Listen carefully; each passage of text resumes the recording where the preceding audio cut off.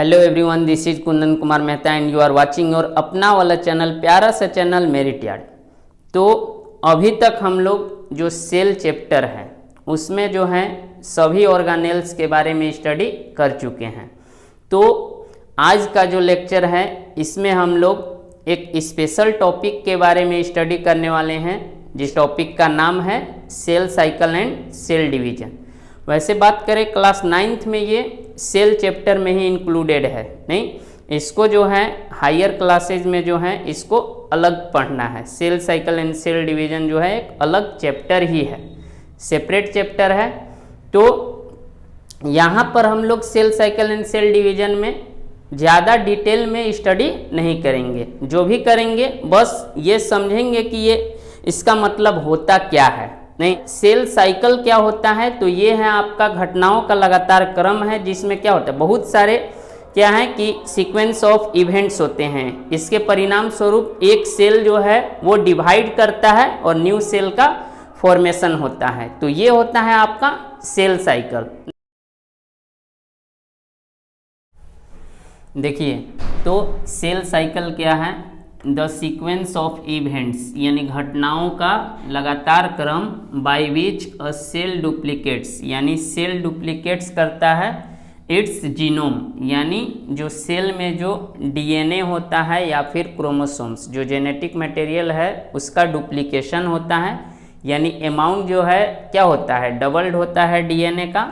And synthesize its other constituent, इसके अलावा sales का जो अदर कंस्टिट्यूएंट है जैसे एटीपी हो गया, सेल को अगर डिवाइड करना है तो एनर्जी की आवश्यकता है, तो उस कंडीशन में एटीपी का फॉर्मेशन होगा। इसके अलावा उनको प्रिपेयर या फिर उनको फॉर्मेशन के लिए क्या होगा प्रोटीन का आवश्यकता पड़ेगा। तो इन सब का क्या होगा अदर कंस्टिट्यूएंट ये सब हैं, इनका सिंथेसाइजेशन होगा and eventually divides into new daughter cells, और फाइनली क्या होगा ये न्यू डाउटर सेल में डिवाइड कर जाएगा। और यही पूरा जो लगातार जो यही पूरा ऑल ओवर जो घटना हुआ, नहीं ये आपका सेल साइकिल हुआ। अब देखिए नेक्स्ट बात करते हैं हम लोग सेल डिवीजन की। देखिए सेल डिवीजन की बात करें तो सेल डिवीजन जो है ये बहुत ही इम्पोर्टेंट रोल निभाता है किसी भी ऑर्गेनिज्म के लाइफ में। जैसा कि आप लोगों को पता है, जैसे कोई भी मान लीजिए कोई न्यू बॉर्न बेबी जो है उसका क्या हुआ जन्म हुआ, तो उसके बाद नहीं बर्थ के बाद जब वो एडल्ट होता है तो उस कंडीशन में वो शुरुआत में उसका जो साइज है बॉडी का वो क्या होता है स्मॉल होता है, स्मॉल से वो क्या होता है लार्ज होते जाता है। ऐसा क्यों हुआ, उनमें जो ग्रोथ हुआ वो आपका सेल डिवीजन के कारण ही होता है। इसके अलावा जितने भी प्लांट्स हैं उनका भी ग्रोथ जो है वो सेल डिवीजन के कारण ही संभव है। इसके अलावा और अगर बात करें जो ऑर्गेनिज्म का फॉर्मेशन होता है वो जो है सेल डिवीजन के कारण ही होता है। ऐसा क्यों, क्योंकि आप लोगों को पता है जो ऑर्गेनिज्म का फॉर्मेशन होता है वो किसी न किसी सेल से ही होता है। पहले वो सेल क्या होते हैं, जैसे जर्म सेल पाए जाते हैं, नहीं गोनाड्स जो होते हैं टेस्टिस एंड ओवरी, ह्यूमन में बात करें तो या फिर अदर मैमल्स में, तो इस कंडीशन में वहाँ पर जर्म सेल होता है जिससे आपका गैमीट सेल का फॉर्मेशन होता है, नहीं और इसके बाद क्या होता है वही फ्यूज करते हैं तो आपका न्यू जो ऑर्गेनिज्म है उसका फॉर्मेशन होता है। तो इस कंडीशन में गैमीट सेल जो है उनके फॉर्मेशन के लिए मियोसिस जो है जिम्मेवार होता है, वो एक प्रकार का सेल डिवीजन है। इसके बारे में हम लोग आगे अभी जानेंगे। नहीं तो सेल डिवीजन जो है आप लोगों को पता चल चुका होगा कितना इम्पोर्टेंट रोल है लाइफ में इसका।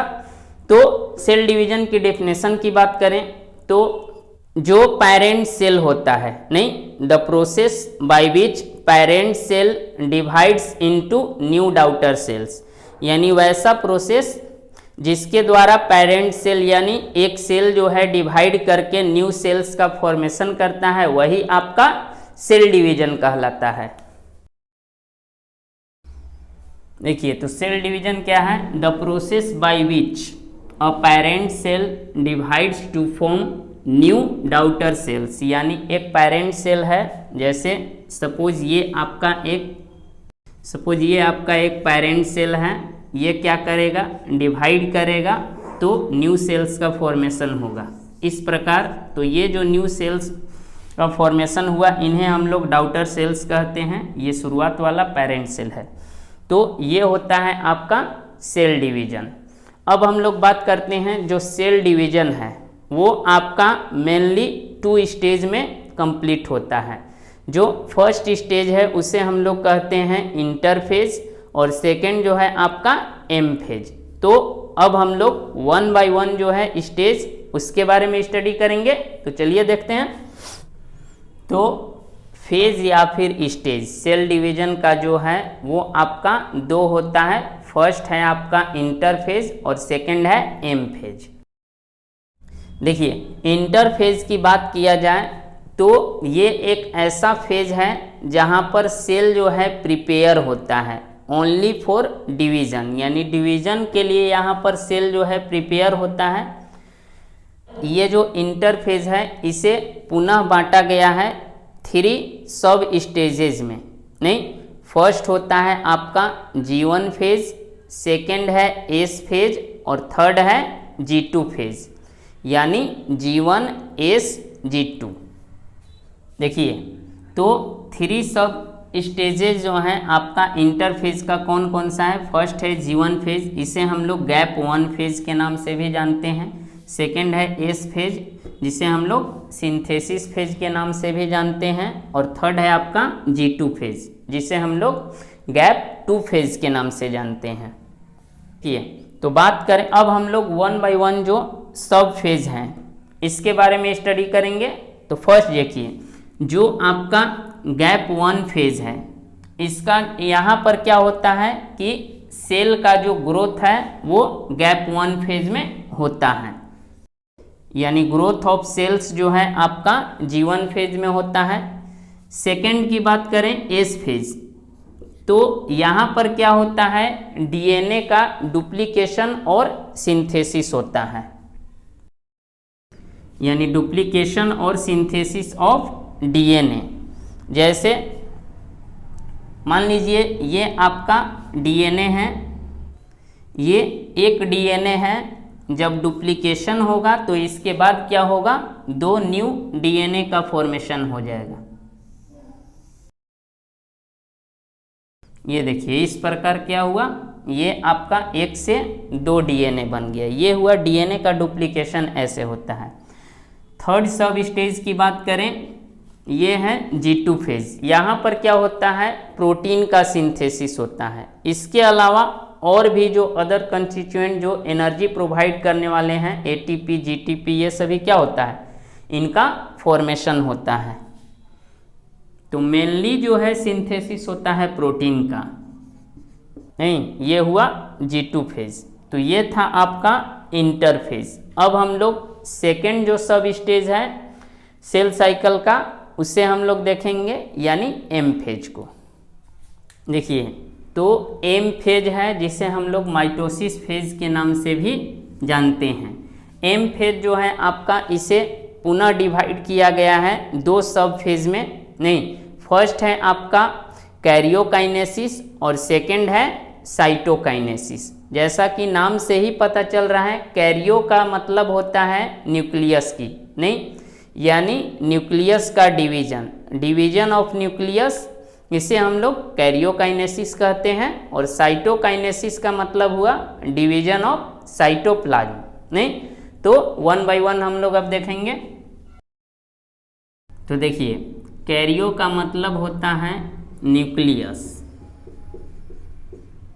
और काइनेसिस शब्द जो है ये आपका डिवीजन के लिए आ गया। तो ऑल ओवर इसे हम लोग कह सकते हैं division of nucleus is known as karyokinesis. Second है आपका साइटो का मतलब है यहाँ पर जनरली साइटो का मतलब जो है सेल के लिए आता है। नहीं, तो सेल की ही बात किया जा रहा है तो साइटोप्लाज्म। और काइनेसिस का मतलब हो गया डिवीजन। डिवीज़न हो गया। ऑल ओवर इसे हम लोग कह सकते हैं, देखिए तो ये है आपका साइटोकाइनेसिस, यानी साइटो का मतलब है साइटोप्लाज्म और काइनेसिस का मतलब है डिवीजन, यानी division of cytoplasm is known as cytokinesis. तो ये था आपका एम फेज का 2 सब फेज। नहीं, अब देखिए जो कैरियोकाइनेसिस है यानी फर्स्ट जो सब फेज है उसको बांटा गया है पुनः 4 सब स्टेजेज में। नहीं, जिसमें फर्स्ट होता है आपका प्रोफेज, सेकंड है मेटाफेज, थर्ड है एनाफेज और फोर्थ है टेलोफेज। तो 1 बाय 1 अब हम लोग उस सब फेज के बारे में स्टडी करेंगे। देखिए बात करें कैरियोकाइनेसिस का जो सब स्टेजेस हैं, नहीं, प्रोफेज, मेटाफेज, एनाफेज, टेलोफेज, तो इनके बारे में क्लास 9th में डिटेल में स्टडी नहीं करना है, इसके बारे में हम लोग हायर क्लास में डिटेल में स्टडी करेंगे। बस एक बात यहाँ पर आप याद रख सकते हैं कि जो क्रोमोसोम्स की बात करें, नहीं, क्रोमोसोम्स का जो बेस्ट जो स्टडी है वो आप मेटाफेज स्टेज में कर सकते हैं। यहाँ पर स्टडी क्यों किया जा सकता है, क्योंकि जितने भी क्रोमोसोम्स हैं वो क्या होते हैं, इक्वेटर यानी बीच में क्या होते हैं सेल के, वो अरेंज हो जाते हैं। जैसे जब मेटाफेज आएगा तो इस प्रकार क्रोमोसोम्स अरेंज होते हैं सेल में और इधर सेंट्रियोल से अटैच हो जाते हैं,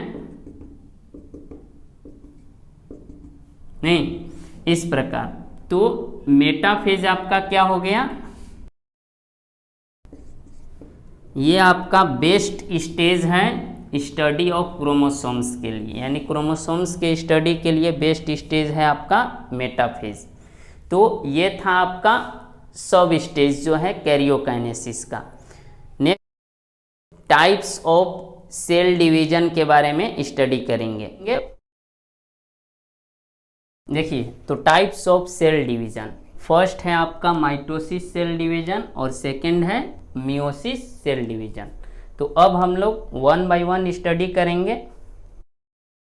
देखिए माइटोसिस सेल डिवीजन की बात किया जाए तो इसमें जो है जो पेरेंट सेल है, नहीं, जो डिवाइड करने वाला है, तो पेरेंट सेल डिवाइड करने के बाद जब प्रोजेनी सेल या फिर उसको हम लोग डाउटर सेल के नाम से जानते हैं इसमें ज़्यादातर, तो जो डाउटर सेल्स है उसका जब निर्माण होगा तो नंबर ऑफ क्रोमोसोम जितना पेरेंट सेल में होता है उतना ही जो है प्रोजेनी या फिर आपका डाउटर सेल में होता है।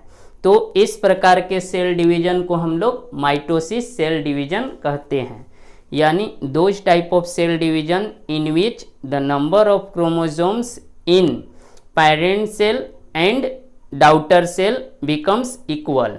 नहीं, तो यही है आपका माइटोसिस डिवीजन।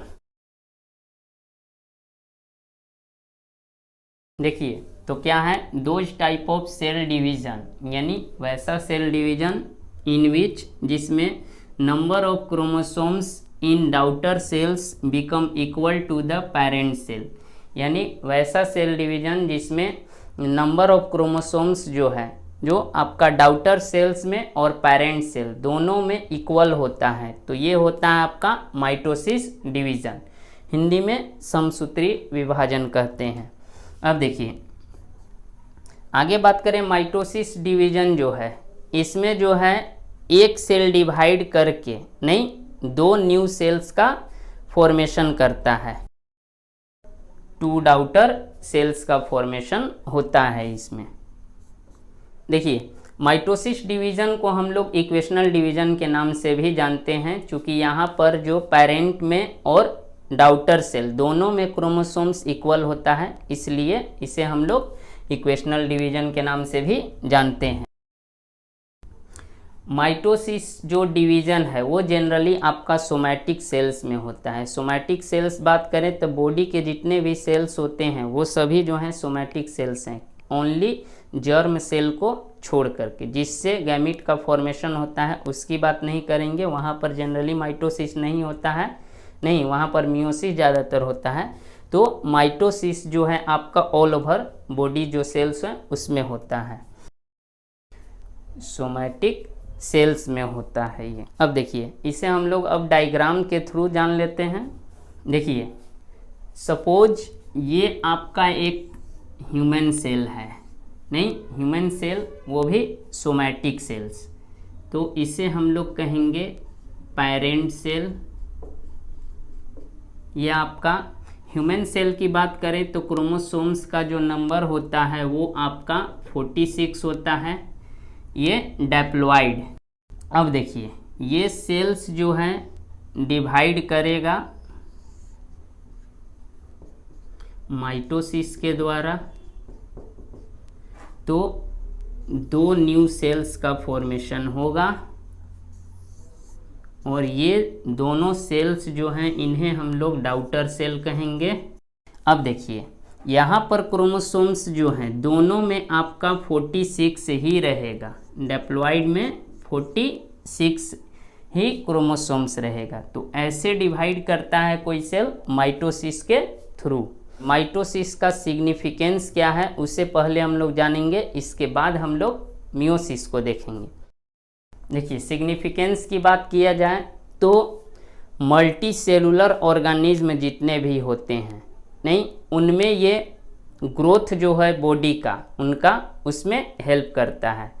नहीं सपोज जैसे आप लोग भी मान लीजिए कोई भी बच्चा है, नहीं उसका मान लो स्मॉल बेबी का बर्थ हुआ, उसके बाद क्या होता है उसका जो हाइट इंक्रीज करेगा, नहीं उसका जो मोटाई चौड़ाई ऊंचाई सभी इंक्रीज करेगा। नहीं तो ये ऐसा होता क्यों है, तो सेल जो है डिवाइड करता है माइटोसिस के द्वारा, तो 1 से 2 ऐसे ही डिवीजन होता जाता है और बॉडी का ग्रोथ होता रहता है।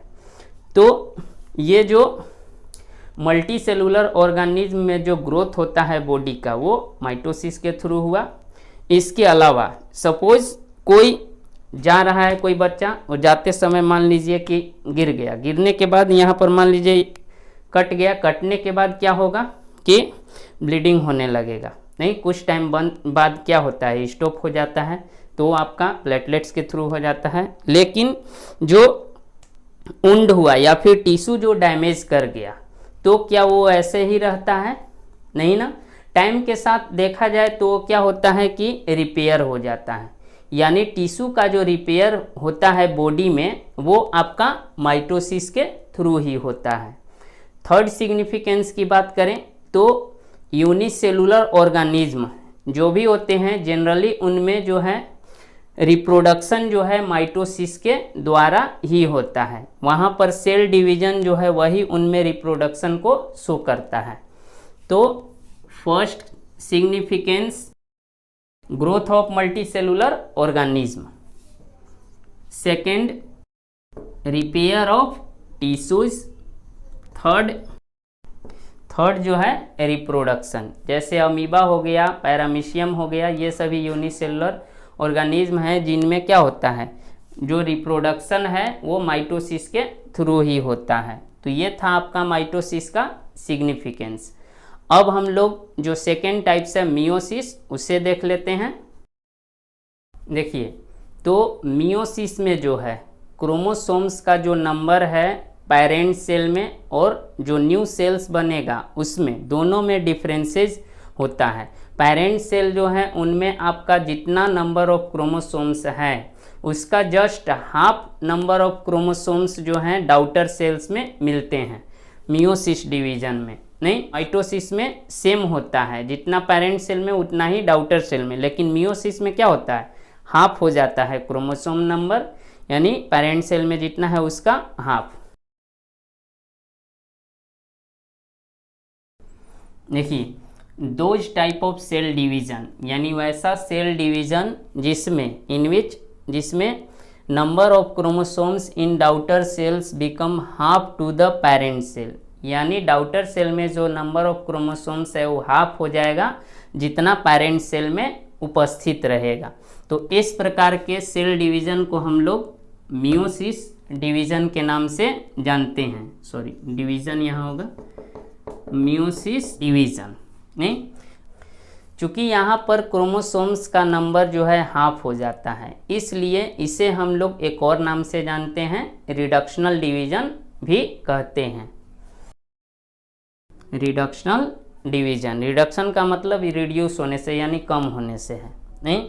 अब देखिए, इस प्रकार का सेल डिवीजन जनरली आपको जर्म सेल में देखने को मिलेगा, यानी वैसे सेल्स जिनसे गैमीट सेल का फॉर्मेशन होता है। तो जर्म सेल्स होते क्या हैं, तो वैसे सेल्स जो क्या करेंगे, प्रोड्यूस करेंगे गैमीट सेल को, नहीं। ह्यूमन में मेल में बात करें तो आपका स्पर्म सेल जो है वो गैमीट है, और फीमेल में बात करें तो ओवम जो है वो आपका फीमेल गैमीट हो गया या फिर गैमीट सेल हो गया। तो ये था आपका मियोसिस डिवीज़न। अब हम लोग सिग्निफिकेंस से पहले क्या करेंगे कि डायग्राम के थ्रू इसे हम लोग समझ लेते हैं। सपोज ये आपका एक ह्यूमन सेल है,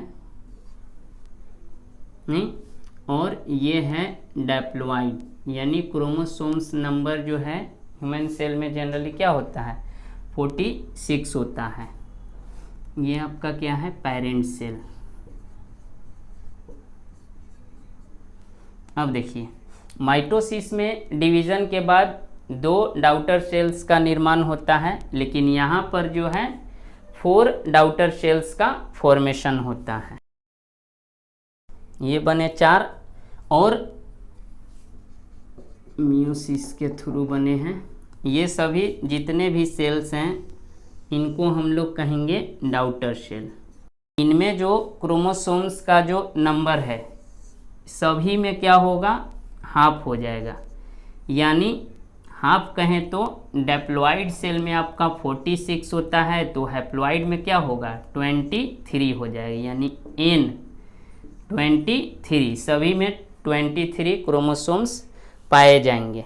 तो ऐसे डिवीजन होता है मियोसिस के थ्रू। अब हम लोग जो हैं मियोसिस का सिग्निफिकेंस देख लेते हैं। देखिए, सिग्निफिकेंस की बात करें तो फर्स्ट सिग्निफिकेंस है गैमीट के फॉर्मेशन, नहीं, इसका जो अहम भूमिका है गैमीट के फॉर्मेशन में। तो गैमीट्स में बात करें तो मेल में स्पर्म सेल हो गया, ये साइन है मेल का, और फीमेल में ओवम, ये हो गया। अब देखिए, सेकेंड जो सिग्निफिकेंस है, ये जो है जेनेटिक वेरिएबिलिटी जो है क्रिएट करता है किसी भी पॉपुलेशन में। तो जैसा कि देखिए, ये सेक्सुअल रिप्रोडक्शन की बात है, यहाँ पर क्या होता है कि जो गैमीट हैं वो फ्यूज होते हैं, तो इसी के कारण क्या होता है कि वेरिएशन क्रिएट होता है। तो ये जेनेटिक वेरिएबिलिटी में भी इसका रोल होता है।